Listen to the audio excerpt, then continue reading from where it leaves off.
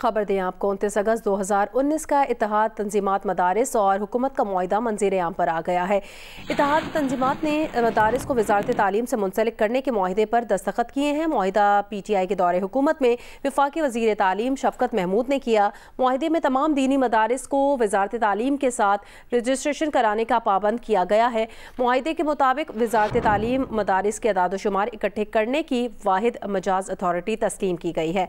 तफसील जानेंगे नुमाइंदा जियो न्यूज़ आसिफ बशीर चौधरी से। आसिफ बताएगा क्या डिटेल्स हैं और मुआहिदा जो मंजर आम पर आया है उस मुतालिक क्या अपडेट हैं?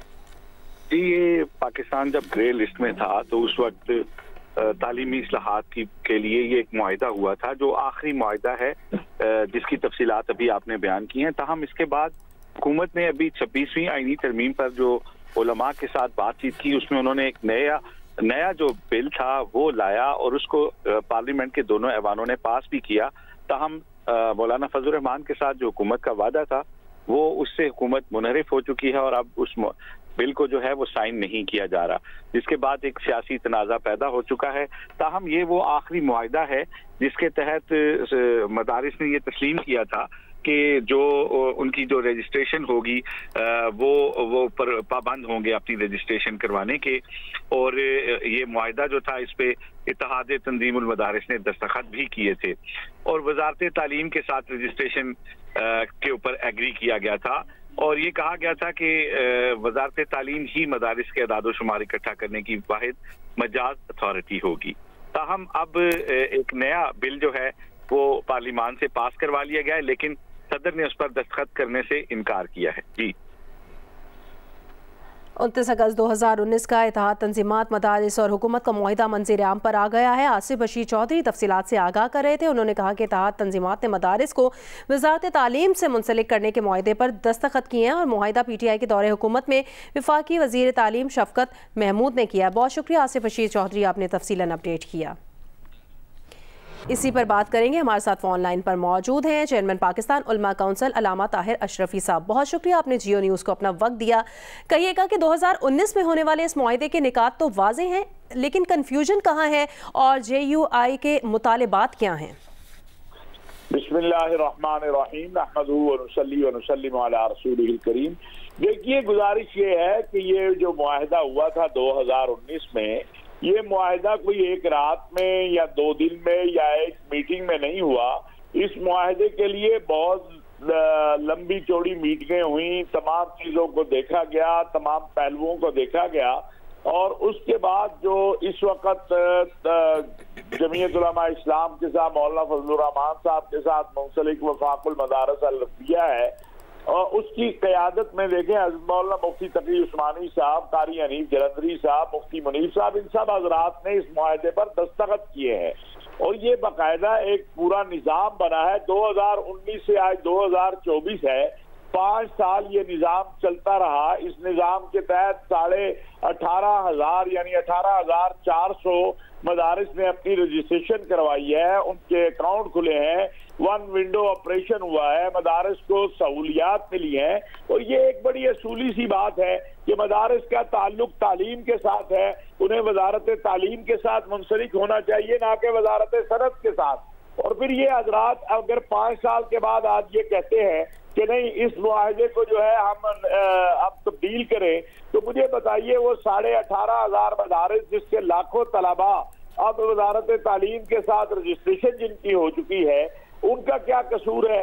मुल्क के अंदर 25,000 के करीब मदारिस हैं, उसमें से 18,500 ने इस निज़ाम को तस्लीम किया, इस निज़ाम के तहत अपनी रजिस्ट्रेशनें करवाई और इस निज़ाम के तहत हुकूमत जो है वो इस मुआहिदे पर अमल दरामद कर रही है और मदारिस भी अमल दरामद कर रहे हैं। 15 बोर्ड हैं इस वक्त मदारिस के, उसमें से 10 बोर्ड जो हैं वो वजारत तालीम के साथ जाना चाहते हैं और वजारत तालीम के साथ रजिस्ट्रेशन करवा रहे हैं और मैं नहीं समझता कि ये 5 में से भी कई ऐसे हैं जो वजारत तालीम के साथ तमाम चीजें कर रहे हैं। तो अब इस वक्त क्या 5 साल के बाद ऐसे हालात पैदा हुए, क्या मामलात हुए, हुकूमत का और मौलाना का क्या तय हुआ, ये तो मौलाना या हुकूमत ही बता सकते हैं। लेकिन मैं ये बात कैटेगरिकली कहना चाहता हूँ कि 18,400 मदारिस जिन्होंने रजिस्ट्रेशन की है वजारत तालीम के साथ, उनमें से 4000 मदारिस वो हैं जो इन वफाकों के साथ मुत्तसिल हैं। लिहाजा ये तलबा के मुस्तकबिल के साथ ना खेला जाए, मदारस के मुस्तकबिल के साथ ना खेला जाए और बिला वजह का एक खौफ मुसल्लत ना किया जाए जिससे हकीकत से कोई ताल्लुक नहीं है। मैं आपके जरिए तमाम मदारस को और मदारस के तलबा को और इंतजामिया को ये कहना चाहता हूँ कि अल्हम्दुलिल्लाह पाकिस्तान के अंदर मदारस अरबिया दीन की खिदमत कर रहे हैं, वो बिल्कुल महफूज हैं, कोई एजेंडा उनके ऊपर कोई मुसल्लत नहीं कर सकता।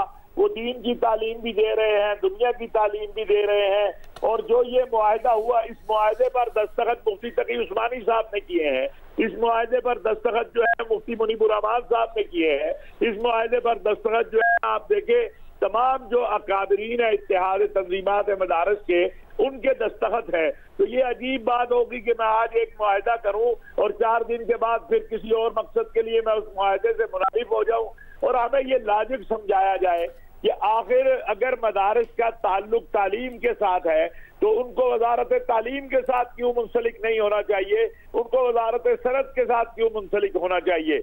और फिर कोई मदारस पर कदगन नहीं है, कोई पाबंदी नहीं है। अगर कोई पाबंदी होती, कोई मुश्किलात होती तो क्या 18,500 मदारस जो है वो जाके वजारत तालीम के साथ अपने आप को मुंसलिक करते। और फिर जब ये हजरात ये मुआहदा कर रहे थे, इस पे दस्तखत कर रहे थे, हुकूमत के साथ बैठे हुए थे, तो उस वक्त इन्होंने ये क्यों किया। इसलिए मैं समझता हूँ मदारस के मामले को सियासत की नजर नहीं होना चाहिए। हम बहुत क्लियर हैं इस मामले पे, बहुत वाजे है कि हम मदारस के मुस्तकबिल के साथ किसी को अब उसके सियासी मकासद के लिए नहीं खेलने देंगे। और ये जो 18,500 मदारिस ने जो है वो की है, रजिस्ट्रेशन की है वजारत तालीम के साथ, ये बाकी रहेगी।